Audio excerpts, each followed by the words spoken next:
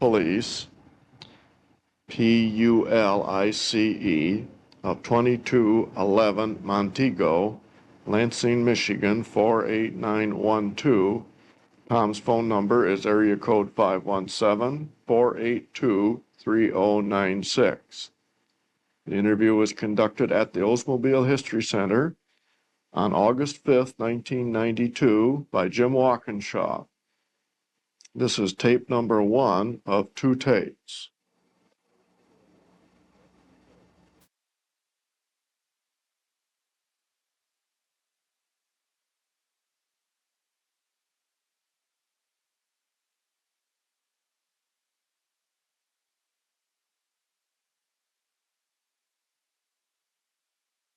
Tom, maybe you could start us with your name and your address and your phone number for us, if you would. Okay, you're listening to Tom Pulice, and I live in Lansing, 2211 Montego, which is in the northeast part of Lansing. And my present phone number is 482-3096, area code 517. And okay. You're going to move to Arizona, perhaps. Well, Jim, where I am is I'm going to retire September 1st, and that will be like 39 years and 7 months of service. When did you start, Tom? I started January 28, 1953. And I started hourly. I'm from Lansing, born and raised in Lansing, and I come from a big family. There's 9 of us, 9 kids in my family, and we're all here. So I'm a Lansing person, and my kids are all here. And so I went to Eastern, a local school, and I really, all through high school, I worked at a drugstore, college drugstore in Lansing, which is right downtown, and my desires were to be a pharmacist. In fact, I was accepted to go to Ferris to be a pharmacist. And in our senior year, just a few weeks before graduation, somebody from Oldsmobile, I tend to think it was Tom Shields. I'm not really sure. It could have been Matt Campbell, or it even could have been Mr. Sessions. I say Mr.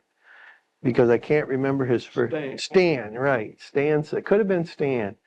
But they came to Eastern, and they probably did this to all the local seniors. And they got the senior guys, and at that time just guys, in the auditorium.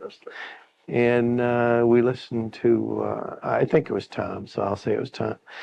And afterwards, Mr. Wheeler, the principal, called me to his office and thought it'd be a good program for me to investigate, even though he knew I was heading towards Ferris. So I did, and that the appointment was made through Mr. Sessions, and came over, got the interview. Took 2 days, like 16 hours, a barrier of tests. You've been through those, and so you remember what it was like. And after a few weeks or so, I was accepted to GMI. So I was accepted before I even graduated from school.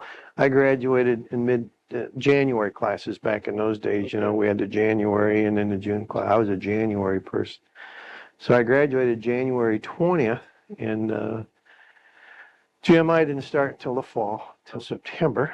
And so I took a week and goofed off, and I started work at Oldsmobile hourly on the assembly line. And of course, in those days, 3275, that's all we had. And I worked on the chassis line, and my first foreman was Red Ehlers, who you might remember Red. But my second supervisor was Bob Alderding, who was still alive and very healthy. And as the years progressed, Bob ended up working with me and for me. But anyway, I remember those days working on a line as an hourly person, and I worked there until September, about September the 18th, and then I took a week off. During that week, I got married, took a 4-day honeymoon, and then came back and started General Motors Institute, Section A. And back in those days, we went to school 4 weeks and then worked 4 weeks. And but anyway, so my time goes back to 1953, January, when I started hourly on this. So I was a union member and all that jazz. And Tom, what was your impression? Was that the first time you'd been in a big place like absolutely. And it was scary. It was really, when we met with Mr. Sessions, their offices, the education and training offices, were over by 28 cafeteria, where they used to do the training programs for apprentice. Remember that? And I can remember looking out that window and seeing the big smokestacks right there, border water lights. And it was just a scary thing for a high school student. But when we actually hired in, personnel offices was in 62. Yeah. That's quite a story because we were evolving back. Personnel's moving back over to 62 here. 39 years later, things are going back the way they were after they spent a lot of years moving out of there. But anyway, first floor 62 was personnel group. And back in those days, they were hiring a lot. They hired a bunch of people and a lot of ladies. And 53, Korean thing was. And so they were marching us in columns. So you'd go through employment, I remember that, and then they'd march to the safety store, which is over in building 34 and second floor. And you'd get your safety shoes and your glasses. And then I was part of the group that went out to the assembly plant. And it was my first job in the assembly plant. The assembly has always kind of stuck with me. My degree was mechanical engineering, but I still, for some reason, always migrated back to the assembly plant. The very first job. And What did you do? What was the first task you had? first job I had was we used to spray the chassis, the underbody of the chassis in the spray booth with a black goo. And I'll tell you, I was a dirty son of a gun. And You got that task? yeah, that was my first job. That was my first job. In the booth, you'd reach underneath the chassis and get the chassis and the front suspension, the chassis, the rear suspension. And then then they'd go through your booth into the next booth, and it happened to be another guy, and he reached across, did the other side actually. So you really only had a chance to talk to one guy all day long, and you had the recirculating water to pick up the mist, and really it was a cool place to work, but it was kind of dirty. But we got the opportunity to clean it once a week. We'd all had to get overtime and clean it, But I was there maybe 2 months. Oh, And then they moved me further up the chassis line. That's when I was working for Red Ehlers first. And general foreman was Paul George. Remember Paul George? Yeah. And then they moved me further up for Bob Alderney. And what I was doing, I was taking out the brake line. Again, the chassis was inverted. Yeah. So I was taking out the brake line plug, which would be the left front, although I was on the right side line, I was left front wheel. And then I would attach the brake line to the body with the clips and screw in the brake hose by hand. And it was amazing. We'd start work at, back in those days, the assembly plant just worked day shift only. I mean, it was one shift. And I think we started at 6, but I can't remember. It was either 6 or 6. I can't remember, but I can think today that, I'd go to work and you'd work like 2 hours before you'd wake up. I mean, you just learned to do those jobs as like an automatic pilot. Yeah. And, but I met a lot of nice people. And I can remember the Mike Minnows running up and down the line. Yeah. When that line, Mike Minnow was a crazy guy. I mean, great guy. Well, I'll tell you a story about, as an hourly guy, you don't meet those people. Yeah. You just kind of know their names when somebody tells you who they are. Yeah. But you don't really get acquainted with them. You just kind of know who they are. And 3 days before I was to leave to take a week's vacation and then get married, Bob Alding came. He said, superintendent wants to see you in the office. And I knew that was Mr. Minnow. And I thought, oh, God, what did I do wrong? Because here's this white-haired guy that used to look red most of the time because he was pissed off, and running up and down the line. I never really saw him in a good mood. So I was really scared to death to go into his office. And Woody, in those days, they had one big office like you were sitting in here, and the superintendent said they didn't have a fancy. He just had a desk, and 5 feet from him was his clerk. So Woody was clerk sitting there. Called me in, and Mike wasn't there, but Woody was there. And he said, yeah, Mr. Minnow wants to see you. He'll be down in a few minutes. So I waited, scared to death. Anyway, Mr. Minnow came in, and he just wanted to congratulate me for my acceptance to GMI. Really? And I thought that was neat. Yeah, and we talked, and that might be one of the reasons I always kind of migrated back to final assembly because of that conversation. he was an okay guy. You know, That's the side that hurt much. yeah. He was always the red-faced Ranton Raymond. Oh, yeah. Falling in pitch, you know, as he'd jump across the line, different things. You know, you always heard those kind of stories about those guys. But that always impressed me that he took the time. He must have had to sign some papers or something. Well, because I was leaving. I was leaving the assembly plant and he had to get a replacement. But anyway, he called me in the office and we just had a nice talk about General. And he was a great advocate of General Motors Institute. He was really neat. So then I left, and another thing, and this is kind of a sad story. When I went to high school, one of my closest friends was Chuck Brownell. Chuck Brownell, both he and I, John Watt, we were kind of the three in the class that were going to go.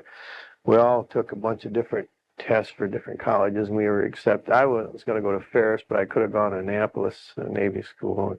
So could Chuck and so could John, and we all three also got accepted at GMI. Well, as it turned out, Chuck Brownell and I went to GMI, and John Watt went to Annapolis. And Chuck really won the scholarship award in our class. Great guy. But for some, and we drove up together and rolled together, got a room together, and we went to school for 4 weeks, came back to work for 4 weeks, went back to school for 4 weeks, and then Chuck decided he did not like GMI. Oh, did not like GMI. So I was kind of like, I lost my right arm, you know, when Chuck decided. So he left GMI. Well, he dropped out of GMI, but he became he went to apprenticeship program, the dye program. Education institution. No, he stayed right there at Oldsmobile and enrolled in and they accepted him. And so he ended up being a journeyman die maker right there in 52, building 52. But the sad part about this is Chuck got got hit. He was on a motorcycle and got hit by a car coming out of Myers on West Saginaw, and he's been laid up in the provincial home for years and years and years and years and years. But anyway, Chuck and I started GMI together, and Chuck's still alive, and I see him. But anyway, that's kind of like after Chuck dropped out, and then there was a group of us that got together and started talking about rooming and so on, and we started talking about commuting. So Doug Tracy and John Dodge and Ken Moletsky and there was an English fella, Hugh Linscott. We started talking about carpooling. And so except for my first 2 work periods at General Motors, I commuted with these guys for the remainder. Well, they were back and forth. We would meet at the Armory there on the corner of Marshall and Saginaw. And then we would, you'd carpool into one car and you'd drive to Flint. And it was like going to work. You'd drive to school, and do your thing at school. And then you had to bust your buns to get out to the car so you hurry up and get home at night, And so we didn't socialize too much. The group that commuted. Well, then another carpool started with Wendell Baldwin and Ivan Stebbins. And we had there was a period of time we had 2 cars pooling every day from Lansing. And Doug and John died. Jim McCulley was in our carpool, Jim McCulley. Those guys were ahead of me, and they all graduated either a year or 2 years ahead of me. So the carpools kind of mingled into one carpool the senior year. And but I can remember, old 78 was a terrible road.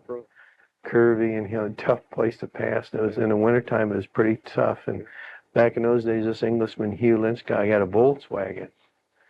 But I want to tell you, I was going to say, when the weather was bad, Hugh would all 5 of us piled into that little dinky Volkswagen. The defrosters were terrible, but at least you stayed on the road. We drove back and forth every day. In fact, Doug Tracy, I think at that time when we first started, he lived in Jackson, and he would drive from Jackson to Lansing, meet us, then we'd go to Flint. Yeah, it was. But we had a lot of fun. I mean, it was one of the days where you had no money. You had no money, but a lot of good friends and a lot of good work, and you had ambitions in front of you and kept you going. And And we were hourly back in those days. When we worked the 4 weeks, you punched a clock.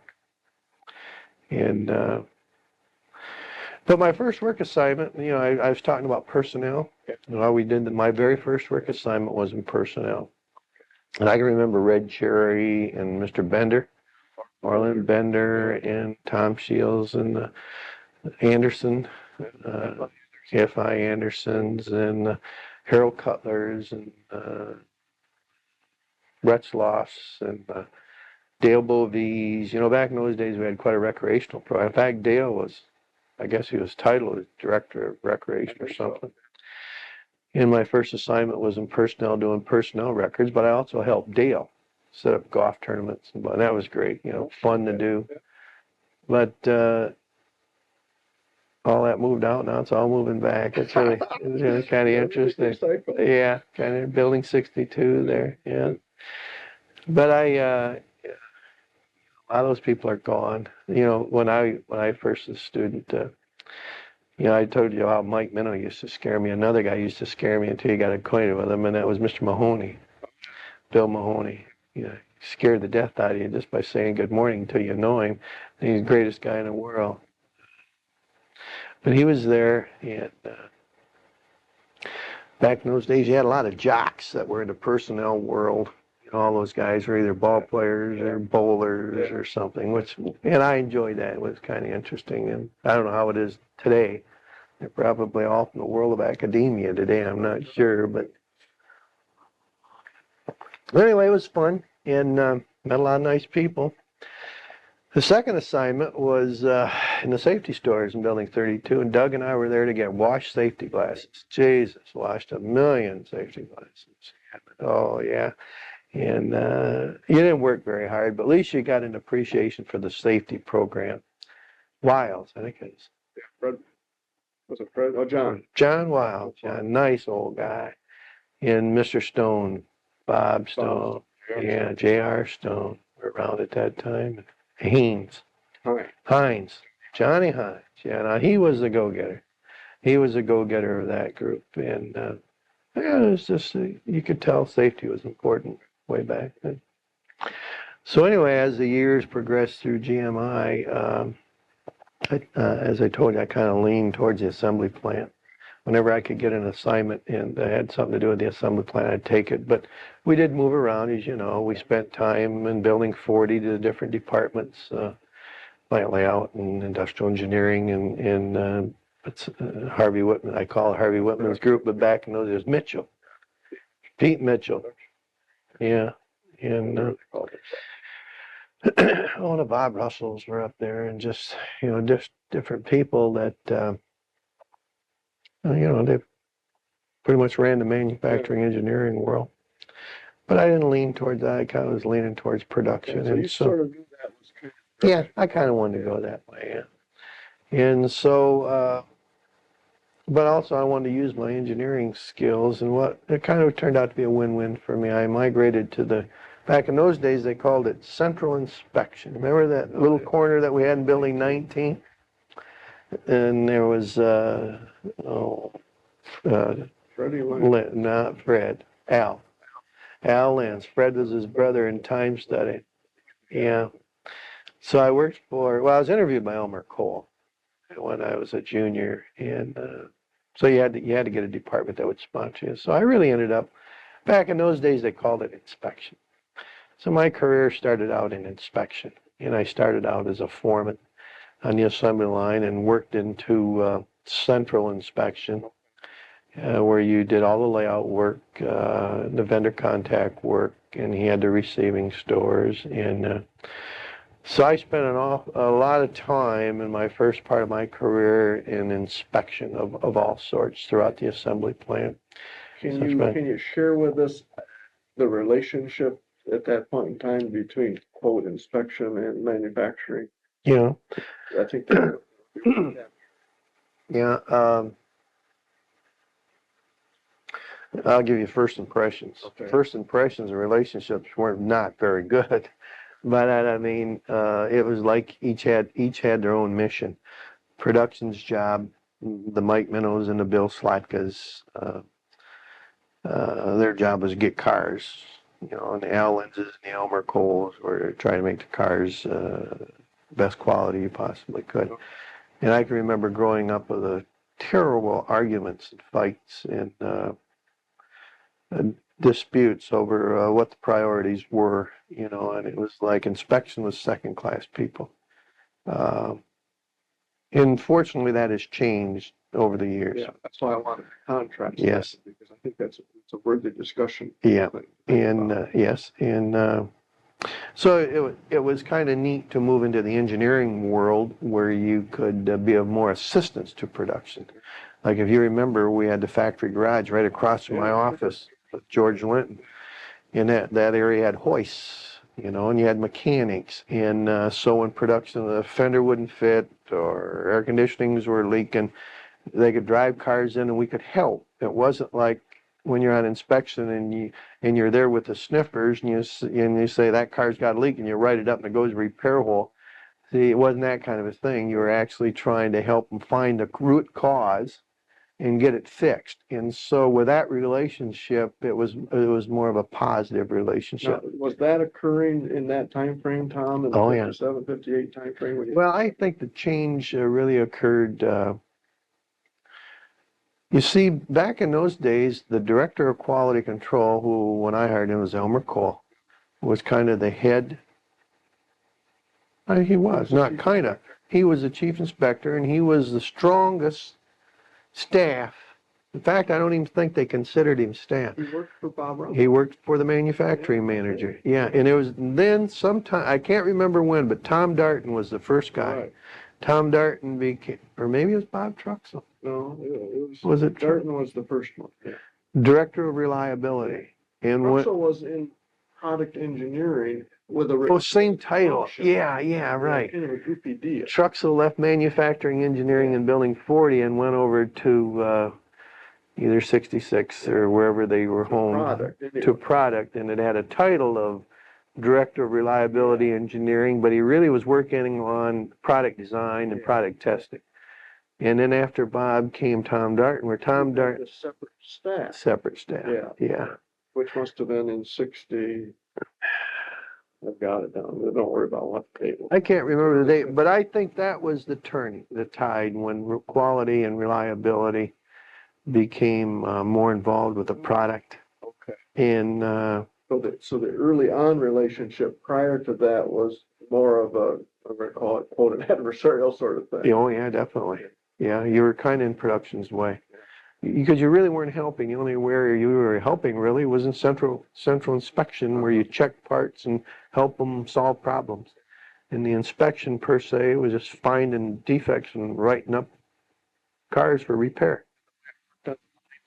How did that function on the line? What, you had inspectors? Oh, you had inspectors upon inspectors. I mean, boy, well, let's see. When I was a foreman, When I was a foreman, my first job as a foreman, I had receiving inspection. I had like 80 people, no, not that many, 70 people scattered from body receiving all the way through test rolls. Oh, really? I mean, just the way they happened to break it up. You had the whole gamut. Well, no, in between, like Bill Brinke had upstairs hardware, and then E.L. Bowner had downstairs chassis, and I had kind of the peripheral areas of all of that. I had body receiving. And then from there, I jumped down to test rolls, and then I had the 2 repair lines. Remember, we used to have the 2 repair lines, and then repair, and then paint. Then we did water tests. Remember when we used to do water tests is a big function, and so I was scattered out. But we didn't have much of a lever. I mean, the way you did it in the old days is you punched the history card. Remember with a punch? And then you put a sticker on the window. And the cars looked terrible when they were shipped because they had stickers all over the place. And, it used to be a big game of somebody stealing a punch or stealing a sticker and punching a number and putting on a sticker, and the car got shipped, and then you'd fight, But you really could stop it from going out the door. So it was tough to do. Yeah. I mean, you had the responsibility without the authority. Yeah. And they needed the cars. I mean, back in those days, the public was crying for cars, and they loved General Motors cars, and so and they were good cars, but later on in the 70s, we had some different standards set for us. So there you go. You know, that was the relationship that existed in the late 50s and early 60s. oh yeah, definitely an adversarial kind of a thing of inspection. And so one of the thrusts for many managers were to eliminate inspection. I mean, to give the production operator who's ever putting it on, make them accountable for their work. Now, this is a later philosophy. This started in the 70s, yeah. People in the 50s and 60s would never have even thought of that. No, they were like, if I don't do my job, it's your job to catch it. And if it gets out the door, it's your job because you didn't catch it. See, then it's not my fault. You're being paid to catch it. And then the philosophy turned to Jesus. My job not only to do the job, but make sure it's right because there's nobody behind me to check it. And that really was effective. I really, I was proud to be a part of that. That must have been a difficult transition, though, for people who were used to kind of shoving it out the door. Oh, yeah, that caused a lot of friction, a lot of frustration. And like anything, any change, Jim, any change to a normal way of doing things becomes frustrating. And this is,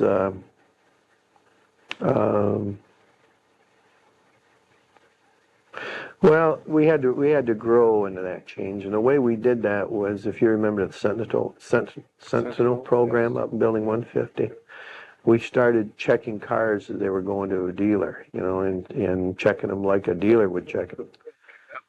That was the purpose of that. So the dealer we could actually eliminate pre-delivery costs at the dealer. You know, we give the dealer so much to get a car right. So we thought, well, let's us try that. And we tried to do that, and we found out there was so much work to do on those cars that something had to change. I mean, there was just too much going. You couldn't ship a car. You'd send it up to Building 150 and find something. So you'd try to fix it. You didn't have the right tools so you'd send it back down to 32.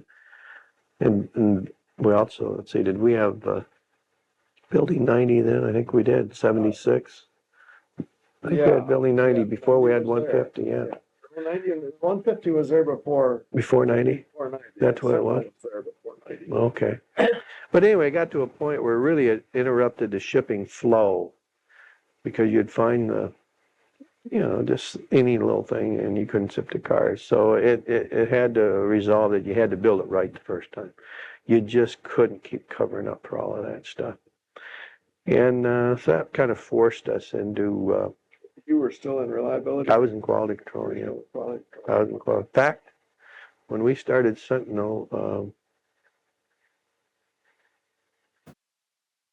where was I? I was superintendent of quality control. I worked for Dale Redburn and Elmer Cole and Tommy Tompkins. Tommy Tompkins was a director. And Tommy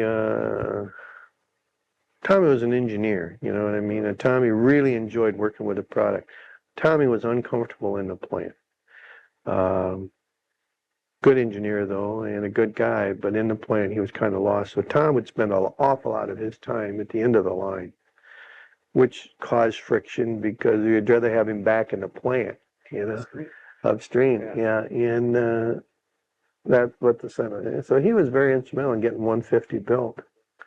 He was very instrumental in getting the corp audit started to have some kind of measuring yardstick. But during those times, for those of us that were living it, very, very frustrating because you didn't know what standard to use. You didn't know whether to shut the line down to fix stuff or just let repair go out and back and have a lot of repair flow. So we went through a period of time that, it was tough. I mean, you really knew what you had to do, but you didn't have the system to do it with. And you mentioned there wasn't really any standard. Did in the 50s, 60s time frame, what I will call quote quality sort of standards that existed? I mean, you didn't have them documented in the visual aids and stuff like you had today. Everything was more subjective, really subjective. A functional thing is a functional thing, but when you had door fits, and we used to argue like heck with Fisher Body, they hung the doors and we would put the fenders and the hoods on. and whether or not you had a door fit or a fender fit and a hood fit. I can remember those arguments, and it was almost impossible. Fisher never wanted you to move the door because they said, God damn it, our job is to get that door in place, and your job is to build it to the door and windshield pillar.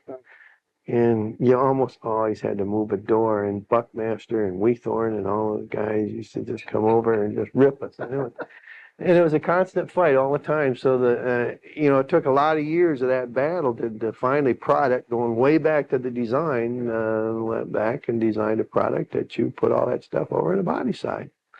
So those things over the years also helped to get rid of inspection because they designed quality into the process, not only the product, but how you build the car. And you could see that transition happening even after Tom Darton era. I don't know what the driving force for that was. Maybe it was the Japanese.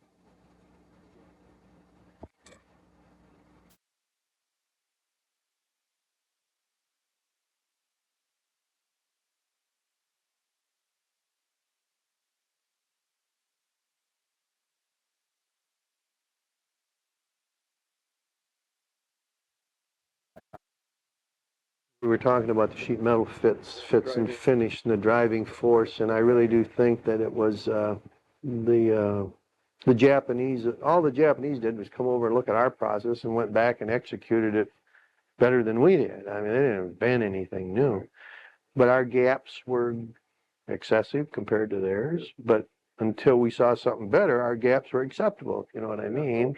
Until we saw, gee, somebody else can do it better and the customer likes us better. We've got to get better. So that went all the way back to the die people, to the engineers. And that sort of I'm thinking that started like mid-70s. Yeah, I'm thinking mid-70s things got better as far as working more with the engineering world. I have to tell you that as far as the assembly people working with engineering people, I always had a great relationship with them. Like you go back to the George Drakes in, what was the lad's name? The guy that was there. George Jones. No, George Jones was a designer. McLean. Ed McLean? Yeah. You know, way back in those days, in the Ralph Duckworks and those kind of guys, you really always had a good relationship, but their relationship was fixing a problem. You know what I mean? Well, the assembly plant would go through pilot programs where the cars were a disaster. You know, the parts weren't all released, blah, blah, blah, blah. And we'd try to do a pilot program, and they'd take the cars up to engineering and rebuild them for show cars or whatever, but our pilot programs were usually a mess. Then you'd start production, and start of production was really pilot almost, because you had so many problems, hundreds and hundreds of problems, and the Jerry Klingers and the Bill Crickmores and the John Dodges and the Joe Poles when he worked in engineering, and all those, see, that was a reliability engineering group back in those days. See? They were housed right with the engineering folks, and they spent a lot of time in the plant, but again, what you were doing were you were fixing problems, you weren't preventing. And so I think the trend started in the early 70s of, geez, let's prevent having problems. Let's spend more time on design and processes and pilots, prototypes. And I got to tell you, we just did a 1993 model rolling model change in the NCAR plant today, as a matter of fact, today. And it's going great. And those things don't just happen because production learned how to put it together. That happened way back when they drew the first line on the drawing board of how a part's going to fit. And then the other thing you get, see, we were Oldsmobile. When you and I grew up, we were Oldsmobile.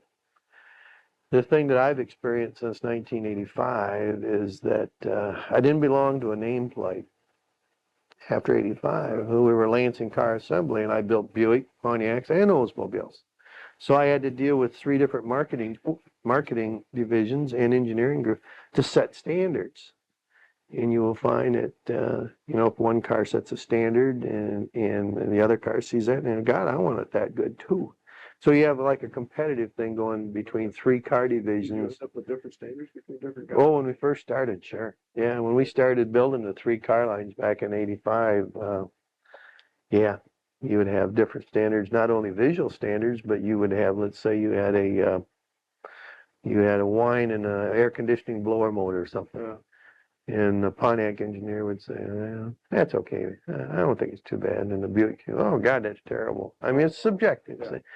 And those kinds of things. And so as we proceeded to work with the 3 different marketing groups, you became not only tighter, but you became more consistent in your standards. And the engineering world and the vendor world, the vendor supply world got on stream more with quality and cost.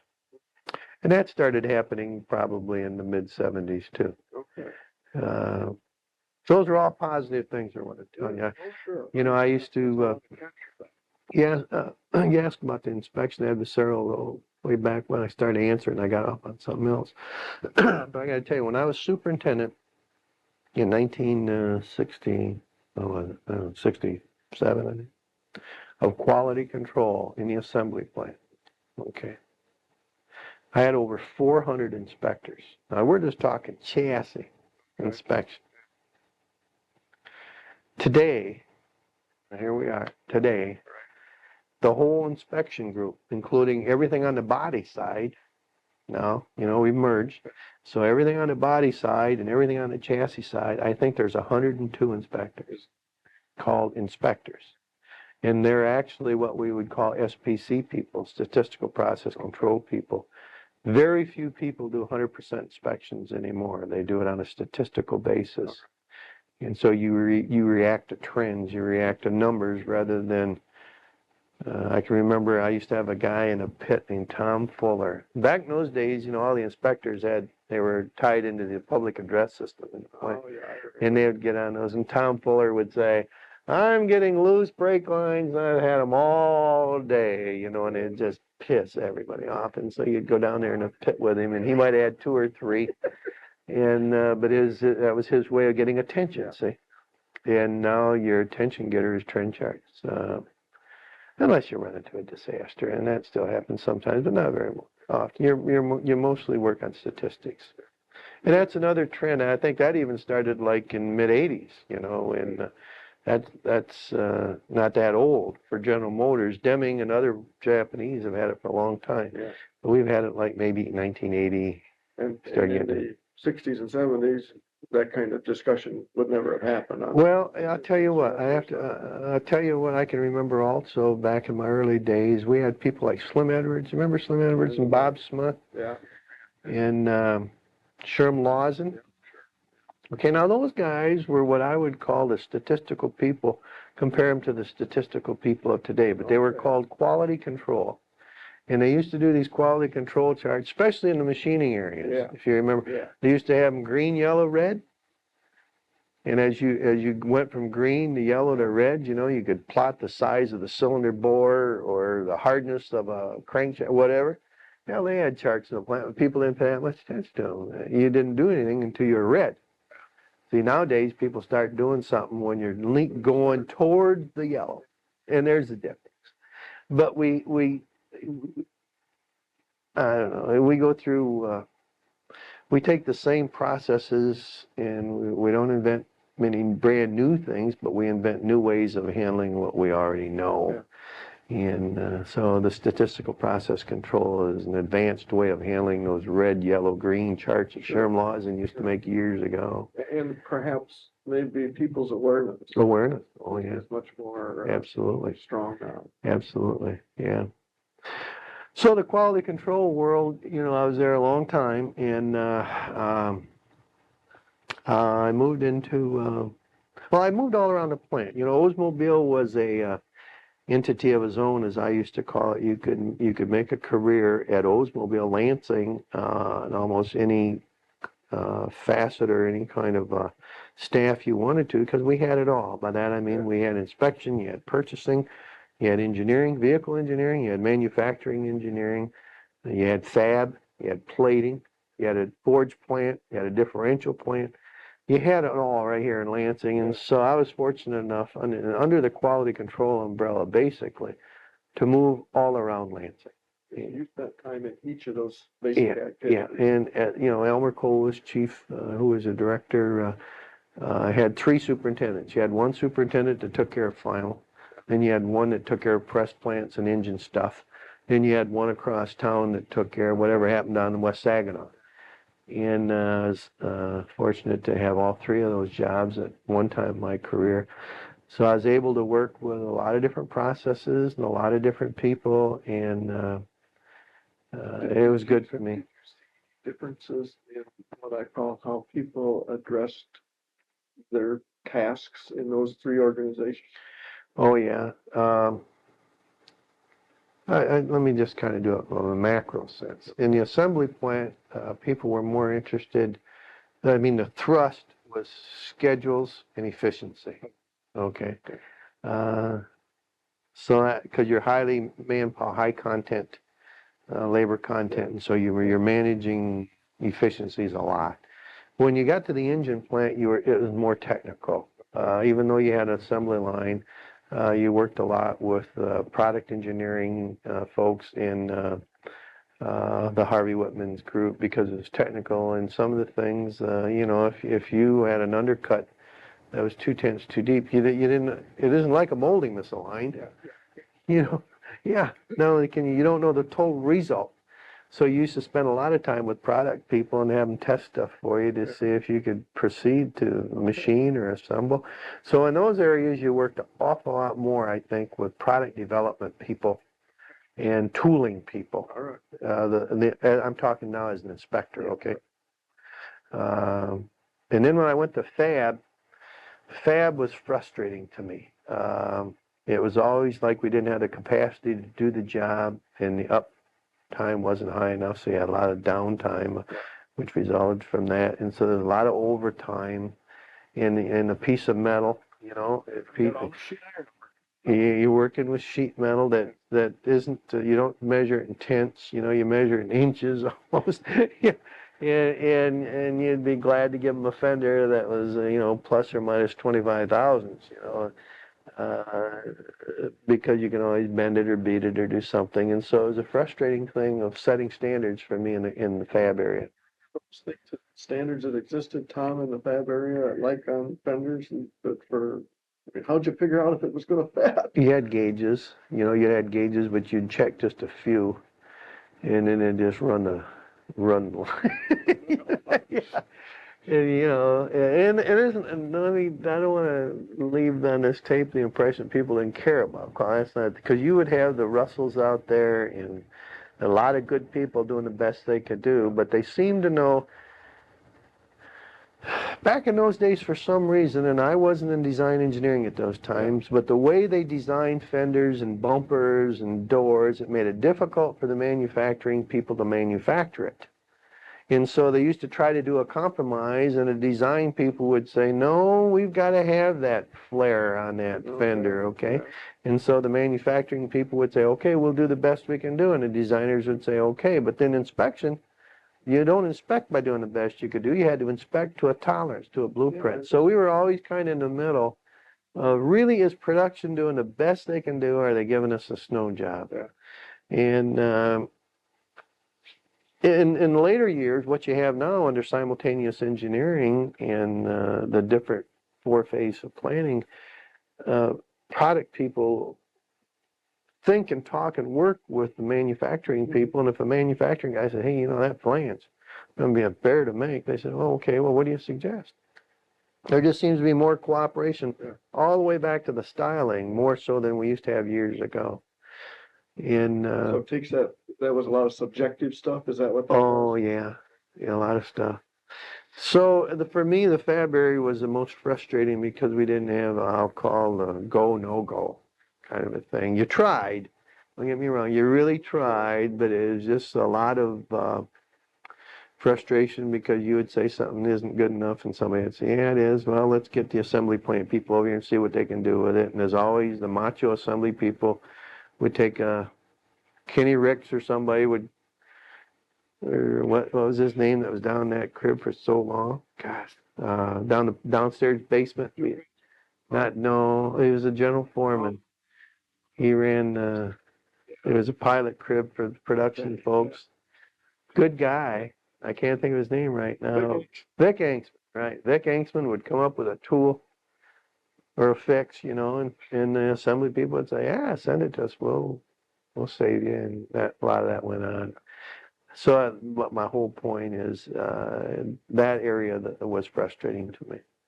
And then the time that I was over there too, we were doing strand casts, Oh, yeah. X casts. And it started out with a Bob Truxell baby, and then Mooney inherited it. And God, that was frustrating to the forge plant people. And but it's interesting. I mean, there isn't a job that I had during my career at General Motors that I regretted at all. It's just that, you know, you always have your priorities of what you like the best, and I always liked assembly the best. But the experience that you gain from these other areas was just great. And not only the product, but the people, meeting the people. So I was glad to have the opportunity to move around. But anyway, the last inspection job, I had the engine plant. And that was right after we had the first oil embargo in '74. You know, and things looked doom and gloom. I was out to plant 3 when it happened, but then they moved me over to the engine plant in '75. And it was just amazing how we took off.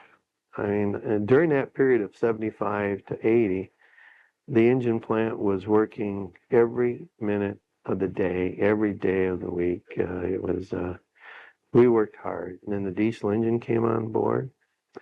So we were running the gas engine line. I think it was like 240 or 250 an hour, plus trying to build diesels. And if I ever talked about a period of my time where I worked hard, that was the time, because Was that a struggle, Tom? it was a struggle. Yeah, because and God bless Bob Mooney and Judd Cordes, you know, we would have scheduling meetings almost like twice a day to figure out how to keep the plant running. And if you had any hiccup at all, like a blowhole in a casting, a head or something, you were in trouble. God, you remember one time we had castings just stored by the thousands just north of the building because you didn't know whether you could use them or not. And we would get in and out of things like that. And as we were developing the diesel engine, there's just so much for all of us to learn. The metallurgy of a camshaft, or just a leak. You know, there was just so many frustrating things that would put us in, yet our cars were in great demand. And although Bob Cook doesn't like to talk about it, that's when we... Car years, boing, boing, boing. Oh, yeah. Yeah, and it was... It's interesting now. I remember being at some meeting or some gathering when Ed Bolt was trying to explain to Bob Mooney that, you know, you're working all this overtime, but you're not making any money. We're building all of these cars, but we're not. And that used to make Mooney furious, you know, because whether we were inefficient or whether a lot of waste or whatever it was, you know, it was a macho thing to get those million cars sold and how many engines it took or whatever. But we used to work hard, and it was a tough time. But anyway, during that period of time, I became close to Bob Mooney because he spent a lot of time in the engine plant. A lot. Oh, helping and killing us both at the same time. I mean, he was a smart man, and he had a memory. And yeah, he was a tough man, but a smart man. He was a good guy to have on your team. And I always respected him. And anyway, during that period of time, got better acquainted with him. And then between him and Chuck Harmony, they asked me if I'd want to go to industrial engineering. And I did. And you were there at the time. And so that was kind of like an experiment for me to go up to industrial engineering. I did enjoy it. I was only there like a year and a half. And then Don Downey was coming back from C4 program that they had put him on a corporation, and Calgar was leaving. Yeah. So, and then, you know, Bob Mooney died shortly after I took that job. That was a terrible, terrible shock. And anyway, Hackworth came in, and when they were bringing Downey back and Calgar was leaving, I kind of had a choice. I could stay in Building 40 or go to the assembly plant. Take Calgar's job, and I elected to take his job. Okay. So you sort of had a choice. Yeah. It was neat the way Don handled it. I don't know what his choice was, but anyway, he was giving me a choice, and so I took Calgar's spot, and And I've enjoyed it ever since, you know. And then shortly after that, I went out there in 80, fall of 80. We were building 88s and 98s, and that was probably, if I would, my most enjoyable job. That was really my first whack at running a production group. I worked around it and been part of it, but never headed one. And that was the first one that I headed up, and I really liked it. I mean, from 80 to 84 was like being in heaven for me. Okay. You know, our cars are in great demand. We were working overtime, so everything was on a positive scale. The quality, you know, we started the audits, and Lansing was always right there in the top, and not only in quality but efficiency. When we used to do the D150 reports, and so it was just neat. I mean, I really enjoyed it. And Jack McGinn was my boss. You know, you couldn't ask for a better boss. And so it was a good time for me. And then we started the end car. We had to do the planning of the end car. So I was part of that for the South plant. How did people feel about that business when The the end car? car was coming in? Get rid of our. Well, I can tell you how I felt. It was a letdown. Okay. Oh yeah. You know, we built the 88 98s, and that Lansing was noted for that, and now we're going to build a smaller car. But I had just come from IE, as you know, and I was part of the strategy to try to get a big car in Lansing. And they're just they very, very seriously there was not going to be a B car, if you remember that. Right. The B car was going to go away. I think only thanks to Howard Carroll or somebody up there that eventually Oldsmobile was able to keep their big B car. But so the thrust was for the planners, and then the main planner in this case, I would guess, would be Don Hackworth and Ken Knight, were to keep Lansing in business. You know, we had 2 assembly plants, keep us in business. What product's going to keep us in business? And so we were able to put together a good, strong, competitive bid for the end car. And we just couldn't for the 98. You know, we just couldn't. And we didn't know if there was going to be a 88. So we got the end car, but it was, even though it's been good for Lansing, I think, it still was, God, we built these beautiful 88s and 98s and Cutlass Supremes, and now we're building an end car. Yeah. For 2 years, I couldn't even get my wife into one. You know? Really? Well, it wasn't her size car. She wanted a bigger car with more room. And finally, I bought her 4 in a row. But, How'd the guys out on the line take that? well, I would say with very mixed emotions, but they went away in a hurry. Yeah, I think that they saw a future. I mean, they saw they had job security with the end car. But it's still, there are a lot of people still buying 88s and 98s at work here, even today, rather than the end car. But the end car has been good, been a good seller, especially for Pontiac. My own personal feeling was I never felt the Oldsmobile management supported a car that size. Remember when we had the Starfire, and there was just not a marketing support for a car that size. So I thought, God, this car, I could see it for Pontiac only, and Chevrolet, but I had a hard time personally seeing it for Oldsmobile and Buick especially. And so when we started, you know, we were not Lansing Car Assembly. We were still Oldsmobile and Fisher Body. So when we started, it was my plant was building the Oldsmobile, Calais, and the Pontiac. And the Oldsmobile was a swing car between my plant and Building 90. And that lasted about a year. And then I went 100% Pontiac. You talk about feelings and concerns. I can remember Mike Losh, who at that time was manager of Pontiac. He would bring his staff in. They'd come to my office at least once a month just to go out and talk to the people out on the floor, because they were concerned that this Lansing group of Oldsmobile people that are building nothing but Pontiacs. Are they really going to have their heart and soul into giving us a good quality car? It was a valid concern. You talk about emotion. You know, these people build 88 to 98 for years. Now they're building a Pontiac. That took longer to get over than going from an 88 to an N car. It did. Yeah, that took probably 7 or 8 months, and Losh saw that, and he spent a lot of time just walking the line, talking to his whole staff. Did that help? Oh, yeah, it helped tremendously. It really did. And I'll tell you, the big help was that if some operator on the line said, "Gee, I can't get this molding," Mike Losh, in his quiet, forceful way, would wave a finger, and the chief engineer would be there and say, "Hey, look at this. This guy's having trouble." And the next thing you know, we had a different clip. You know, I mean, he did those kinds of things, and so he sold himself. He sold a division to the people in Building 32, and it went great. I mean, Christ, we were building Pontiacs. We couldn't build them fast enough, and our quality was great, and so that was a success story. But every time you make a change, like we said before, any change is an emotional event, and that was a big one.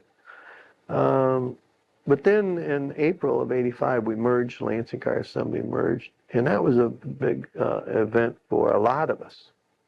You know, I went to work for Buckmaster and Frank Schotter. Spitzley left. You know, Spitzley was my boss. When we first started the N car,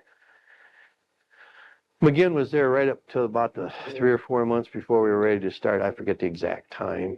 But then McGinn retired and Spitzley took his place. So when we actually started the N car, it was Mike. And then when they started talking reorganizing, Mike and Chenoweth and then Frank Schotters was on stream then. They were doing the planning and so on and so forth. And so when we reorganized, Frank ended up having both the assembly plant and the body side became Lansing Car Assembly. And Spitzley went to Leeds and Chenoweth went to Dorville. And so there were two people that you kind of grew up with that were gone. And you talk about an emotional change. Now, you'd have thought that just affected salary people, but that affected a lot of hours. Oh, yeah. That was right out on the floor. Sure. Lansing Car Assembly, people couldn't relate to Lansing Car Assembly. You know, even today, you know, you ask people where they work. Well, I work at Fisher Body or I work at Oldsmobile. It's hard to accept Lansing Car Assembly. And that's been since now 1984, 85. Yeah, people still are reluctant. I'm finally getting used to saying it, and I'm ready to retire now. Yeah, and that was a tough emotional change.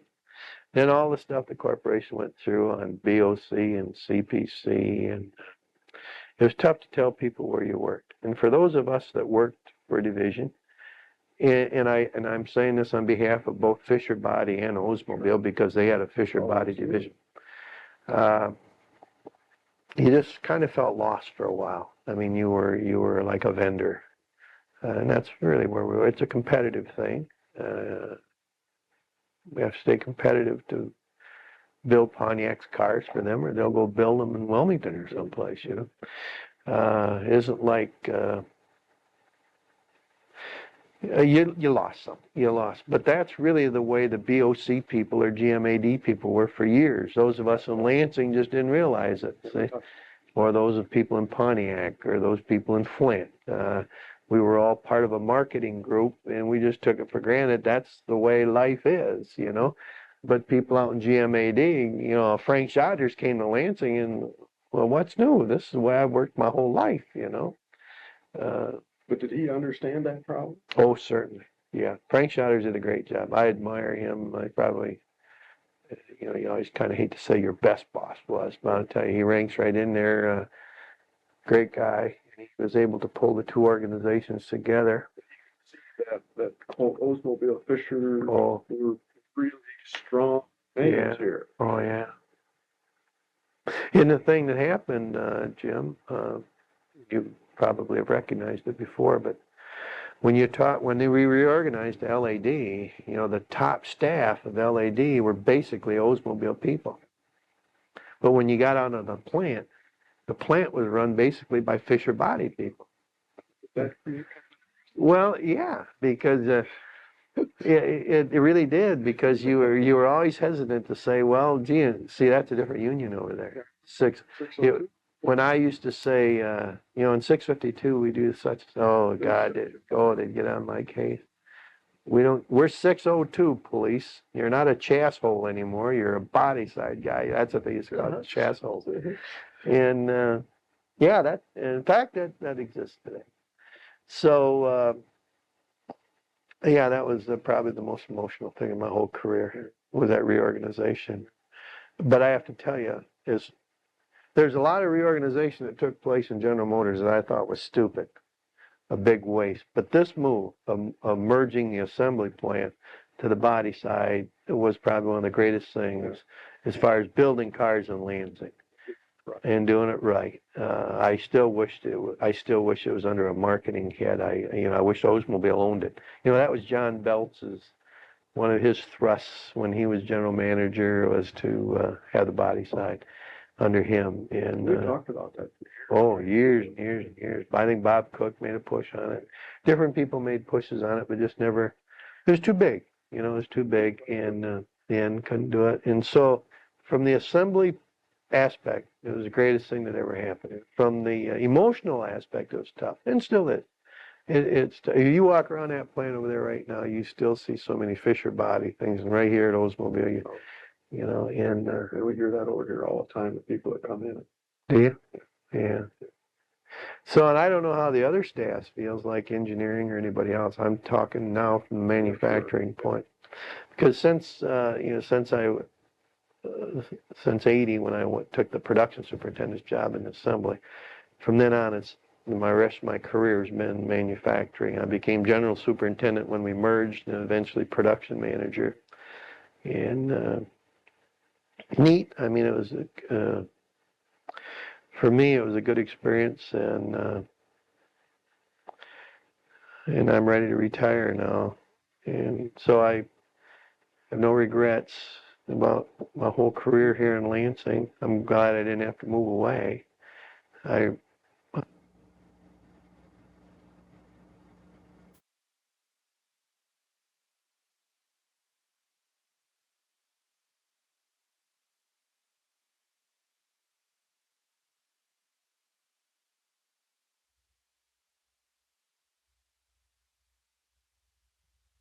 Police of 2211 Montego, Lansing, Michigan 48912. The interview was conducted at the Oldsmobile History Center on August 5th, 1992 by Jim Walkinshaw. This is tape number 2 of 2 tapes.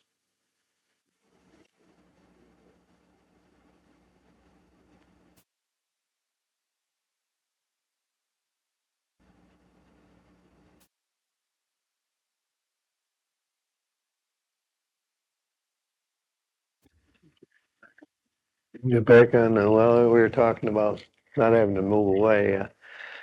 Well, the way the organization was restructuring General Motors, there's always a threat of having to move. A lot of people didn't. A lot of folks come into here Oh, yeah.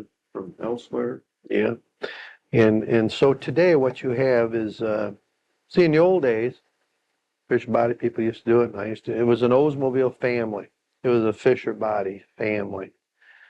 It's difficult for me to say that today. I mean, they're good folks, don't get me wrong. Folks today are every bit as good. It's just you don't have the relationship that you had 20 years ago with the people that you worked with. At least those of us on the plant. Maybe it's in engineering, it's different or something. But in the plant, I used to be able to, I was going to do this just the other day, call somebody over in personnel and ask them a question. Can you believe I didn't know who to call? I mean, I didn't know anybody anymore. The people have changed so much. Even in vehicle engineering, you have a mixture of powertrain here in Lansing with the car assemblies, and who's working for who. God, one of the guys I helped raise was Bill Sutton. One of my favorite. I don't even know what he does. You just lose track of people in this maze of our new organization, and it's probably going to lead to good, better, more competitive things. But for me right now, it's like it's not the family that I'm used to, that I grew up with.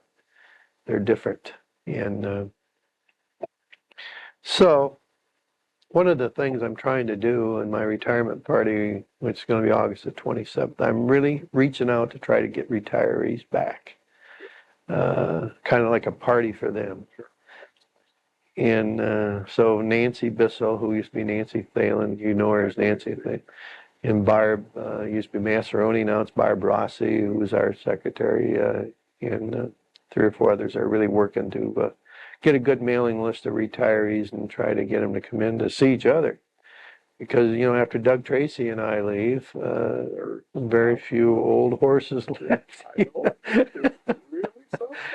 Yeah, and we're both, you know, Doug will be 58 this month, and I'll be 58 in November. And so we're really not that old, but we're the oldest ones around.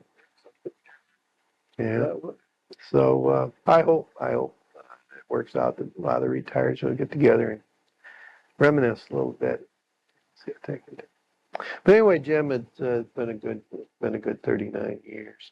I always had, as I grew up, in my mind that you know, you worked until you were 65, and then sometime in my life I thought, well, maybe 62 is okay. They're doing Social Security at 62. That must be the age. And then it got down to, well, let's see, if I work until I'm 60, I'll have 41, 2 years in. And then they come through with these retirement packages, and I have to tell you, I hate these retirement packages. I think they're the worst things.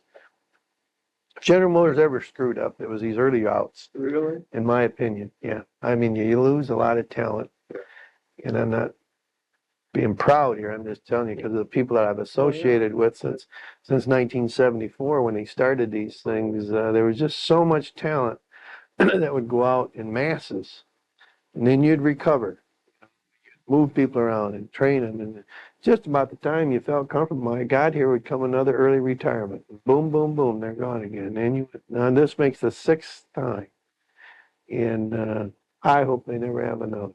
It tends to just disrupt the flow of everything. Well, it does, and it changes your whole thinking of your career, plus what your motives are. I mean,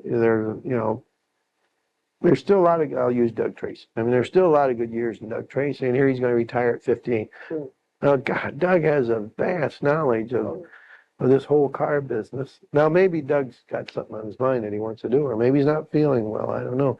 But I'm just using him because we happen to be going at the same time. But the Chuck Armitages and you know, just Elmer, just tons of them. The engineering people, there's just tons and tons of people that have left here. And it was almost a joke for a while when they had like window 2 or 3.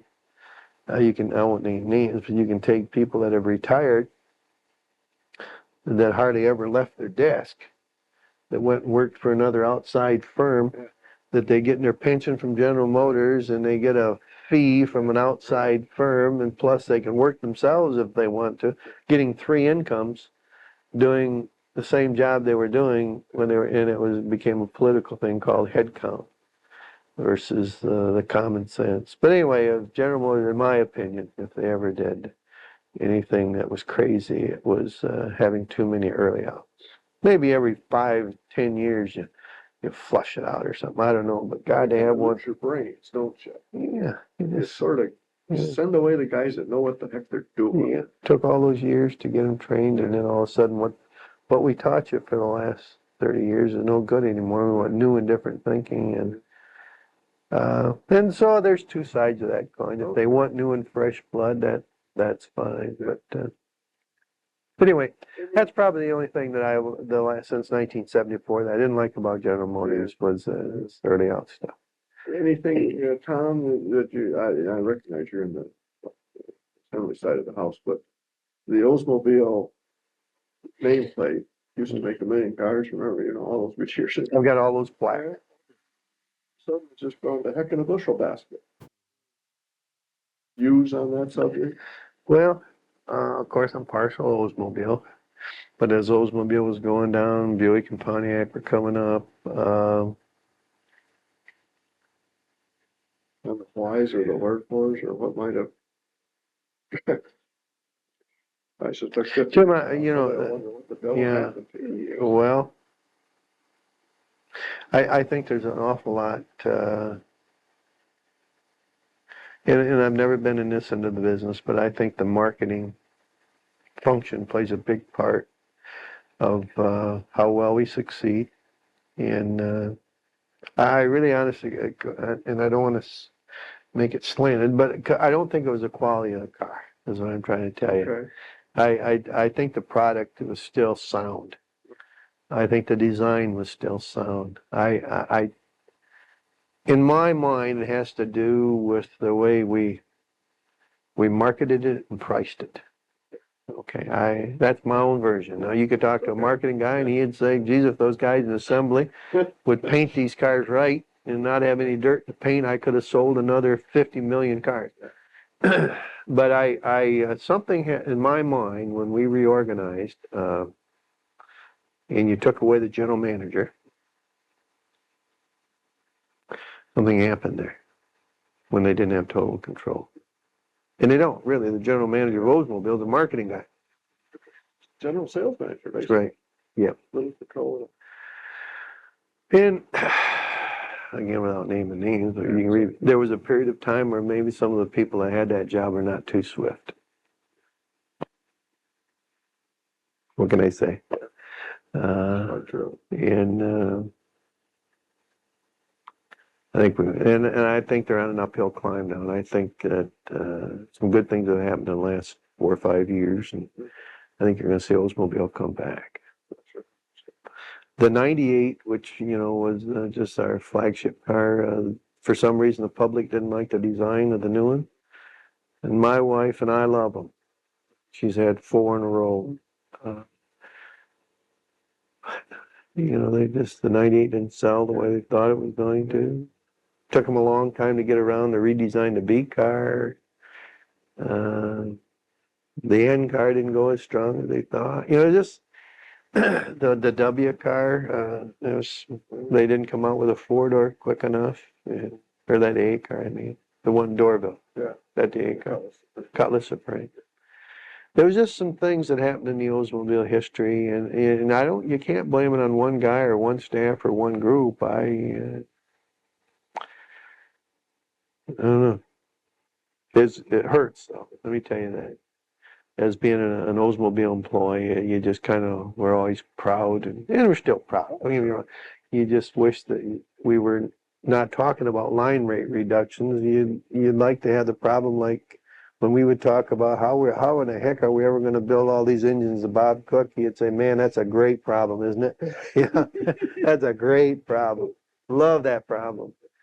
Versus, God, how many hundreds of people are we going to have to cut out when we reduce, Well, during the energy crunch in 73 and 4, when that happened, Tom, that must have been, we had to chop people and do a lot of, can you share with us anything in that arena?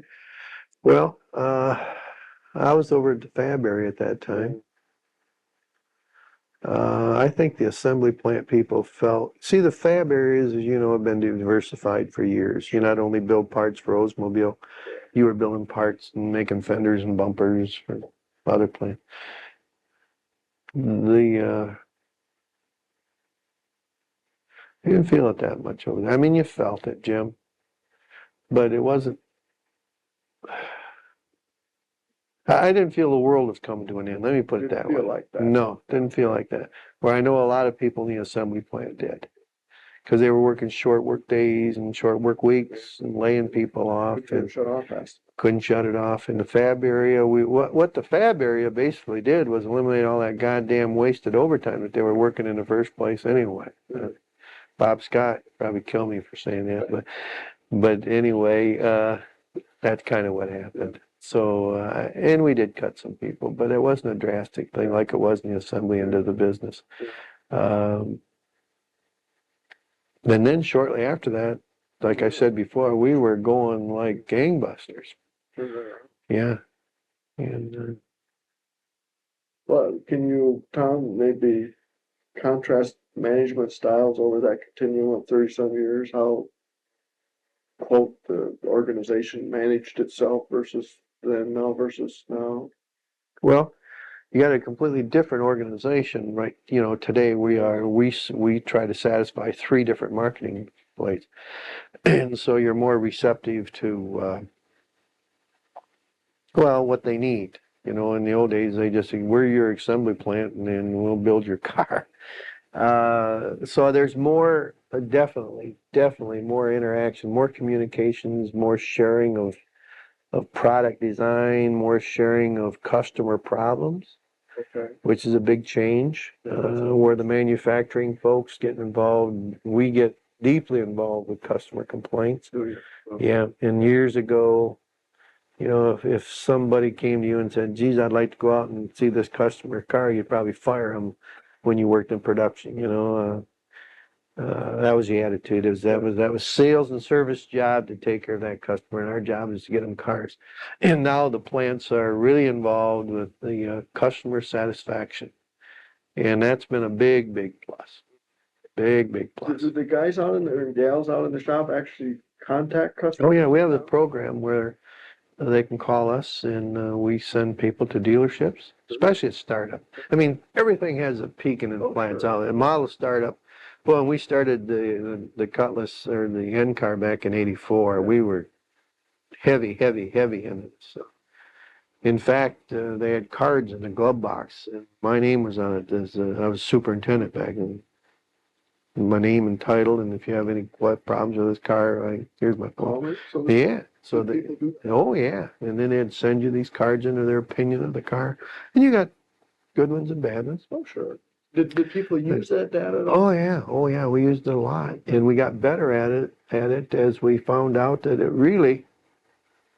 it was a beneficial thing to do to satisfy the customer. You know, because it made our job easier. I mean, it's a selfish thing. It made our job. I mean, if we knew what the problem was, we'd get back and fix it faster. But if somebody called you on the phone and says, "Boy, the wind noise on this car just driving me nuts," you think, "Oh shit, yeah, you have one car out of 5 million. I wonder." But you go out and you ride with that customer, and you find out, geez, that customer is a pretty trained, educated person, and really would like to buy another car. Or his neighbor would like to buy one, but you know that sale's in jeopardy because of that stupid little wind noise. You go back and you try to fix the wind noise. You know what I'm saying? So it hands-on did drive experience. us a little bit. Yeah, and that does work. And it does work. And Frank Schotters was good at doing that, and Zupkus is excellent at doing that.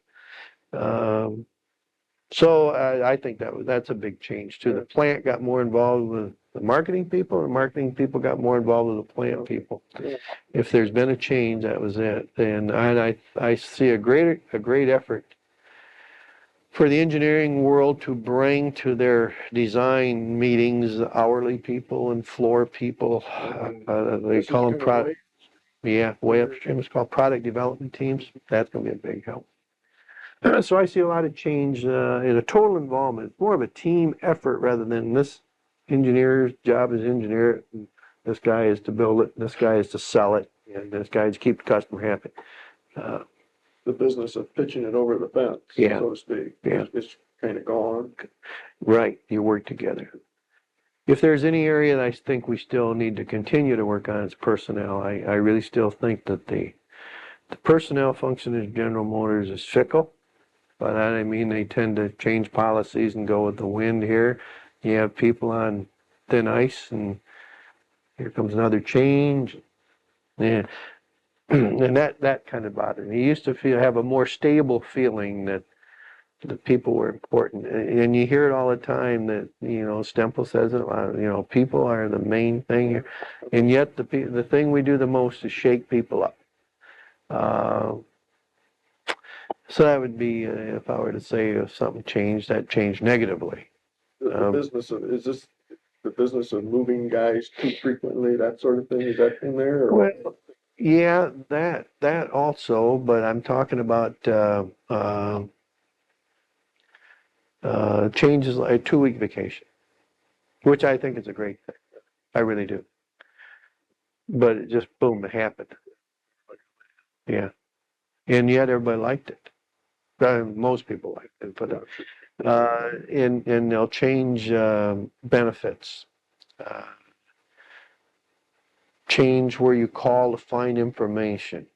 You know, yeah.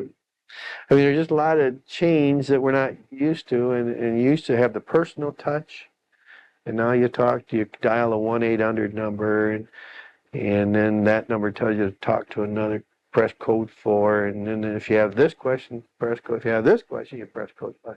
And people are getting, it's only been going on now for maybe about the last 5 or 6 years, but people are already not liking it badly. So the trying to get a technical system to handle people, to me, has not been good, but it might work out great. I mean, it might be the most efficient thing for General Motors and eliminate a lot of duplicate people in the plants doing the same thing. We can centralize. So if somebody's making an effort to make it work, but I hope it isn't like what they tried to do when they reorganized General Motors in '84. Okay? Other than that, Jim, I think things have all been positive, really do. Oh, share with us Lansing union relationships. Well, see, I told you I was born and raised right here, and so this is my home. And I can only tell you that over the years, it's always improved as far as a union relationship in Lansing. I can remember as a foreman when you would argue over silly little things, and I was telling Frank Shotters this when he came to Lansing that and I was a superintendent. I said, I really don't get into much. Don't have to. I said, of course, I was dealing with 652. Yeah. I said, the union relationship here in Lansing is great. It's a hell of a lot better than it used to be 5 years ago or 10 years ago. It just continued to improve because I got involved with the business. And then when I went to 602, the biggest problem I had is that I was a 652 person. But the unions are both good. Let me tell you, you got good leaders in both unions. You have a good the ultimate goal, both unions share that with management, and that is to keep a profitable business here in Lansing. Sure. Now, inside of that, like right now, I just read a piece of paper where 602 is going to take a strike vote. Just got through reading it. And 20 years ago, I'd have said, no, what, I'd have been upset. Now I'm reading that, and I can't help but think that behind this, Dick Bennett's got more than just a strike vote. He's trying to get other things weeded out, like we're going to try mass relief on the body side. Oh, yeah. That's going to be new for them. Dramatic change. We're doing different things over there to become more competitive. And so I think what he's trying to do is get a feel of the people of how do you feel.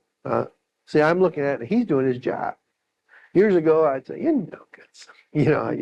So I have a total respect for both locals. I really do.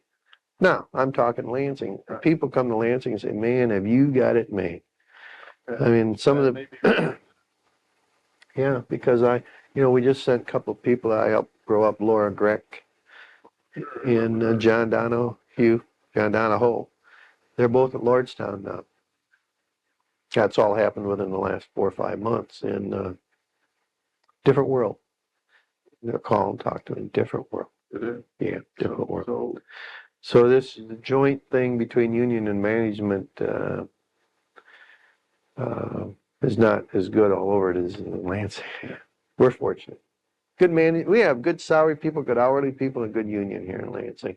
And that's not a new thing. I mean, you can't give a Frank Shotters or a Doug Tracy or a Tom Pulice or a Mike Spitzley or a Buckmaster credit for that. It just happened. I mean, it's gone way, way back that they were good, and it's gotten better in the last, well, as I say, last 20 years. It's just, I've had a lot of good relationships with union people during my career. Fun relationships, adversarial at times, but fun. Enjoyed it. Jim, I gotta go. I appreciate talking to you too. It'd be interesting to. You did for me. Okay.